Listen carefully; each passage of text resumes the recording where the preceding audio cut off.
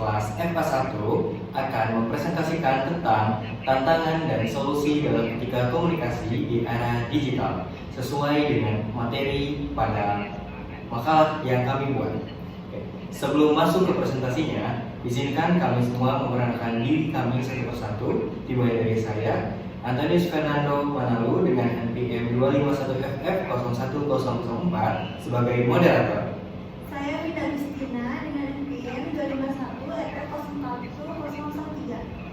Saya Mutiara Aisyarani dengan NPM 251FF01008.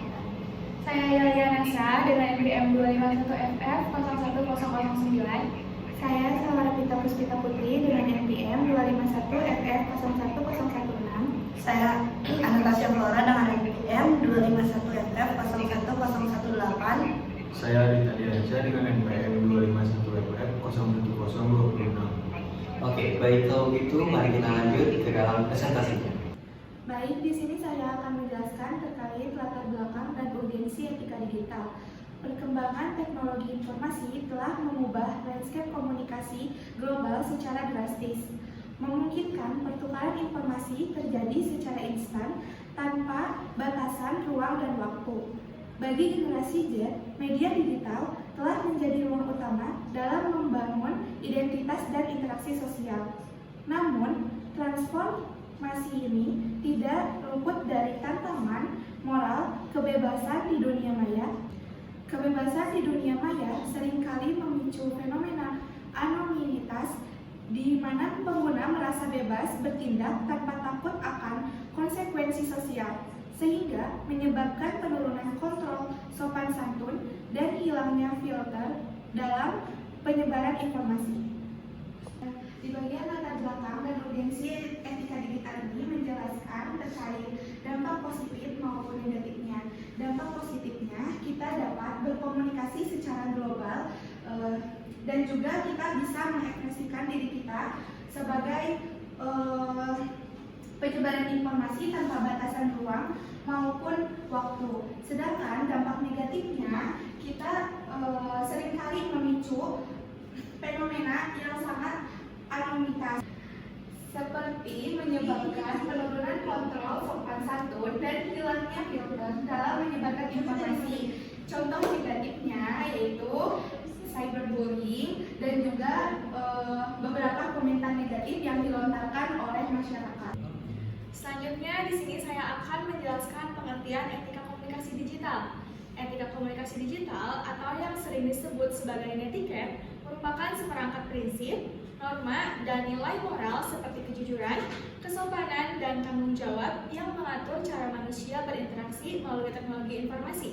Menurut para ahli, etika digital bukan sekedar aturan formal, melainkan kesadaran individu untuk menggunakan media digital secara bijak, bertanggung jawab, serta senantiasa menghormati nilai-nilai kemanusiaan, hak privasi, dan perbedaan pandangan orang lain di ruang siber. Nah, kemudian terdapat 3 nilai utama dalam etika komunikasi digital.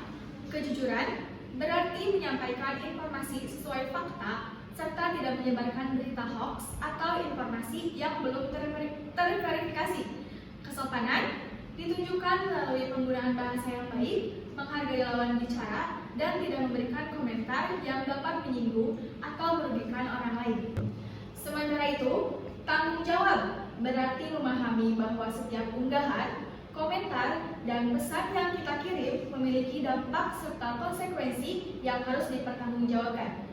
Selanjutnya di sini saya akan membahas tantangan utama penyebaran hoax dan dampaknya.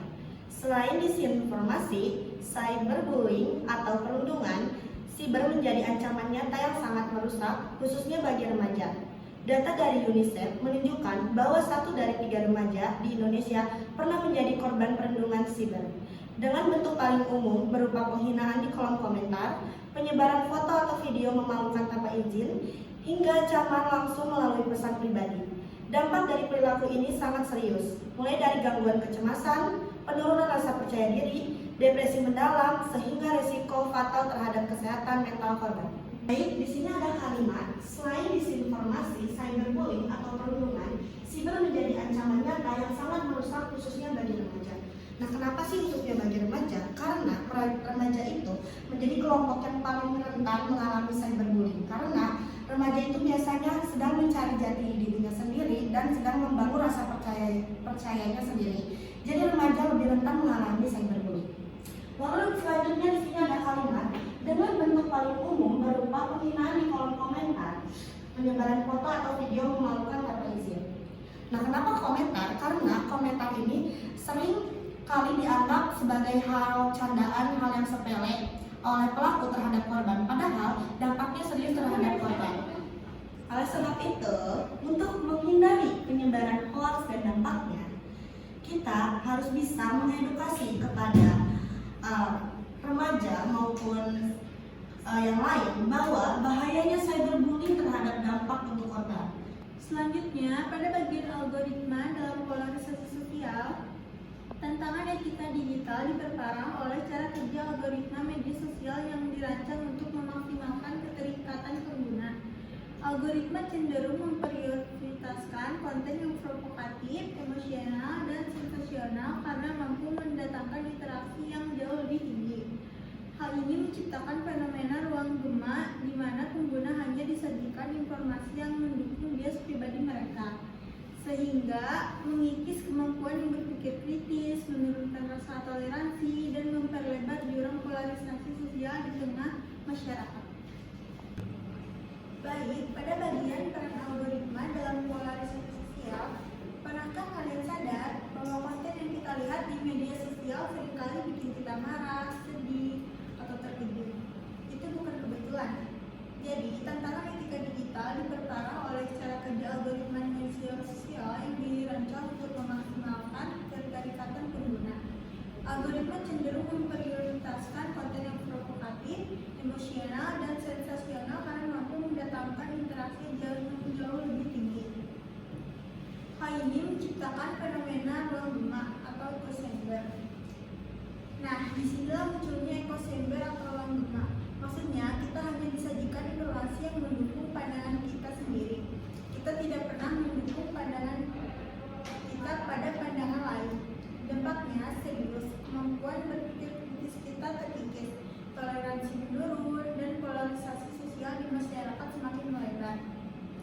Maka yang harus kita lakukan adalah sadar bahwa feed kita kurang kurasi atau mencari informasi dari berbagai sumber, dan kita mudah menelan konten tanpa dipikir dahulu.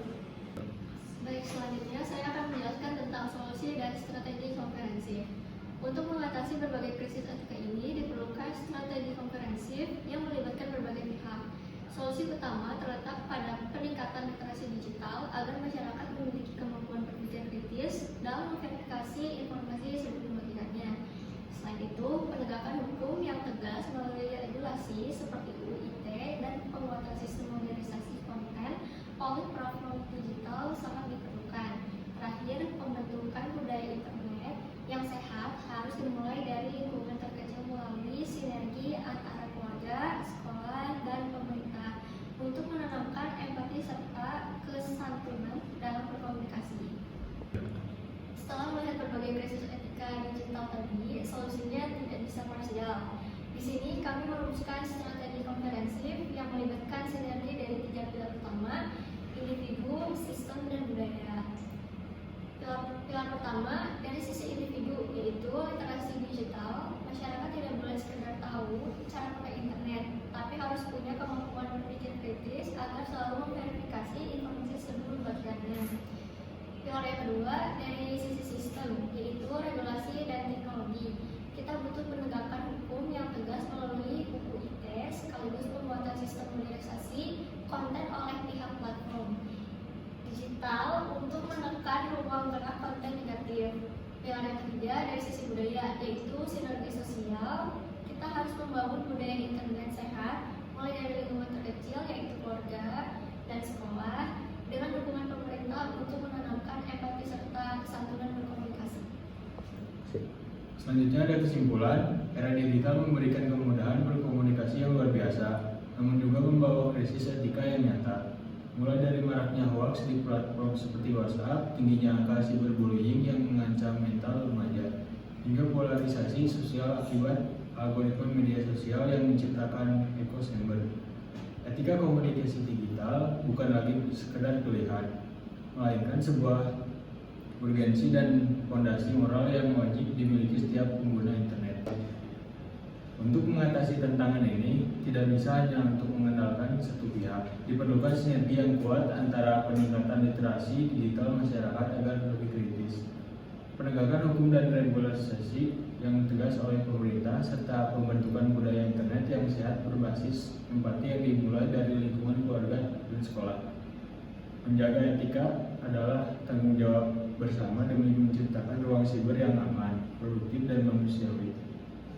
Sekian presentasi dari kelompok kami. Mohon maaf bila ada salah-salah kata. Semoga ilmu yang kami paparkan dapat berguna di masa depan. Terima kasih. Wassalamualaikum warahmatullahi wabarakatuh.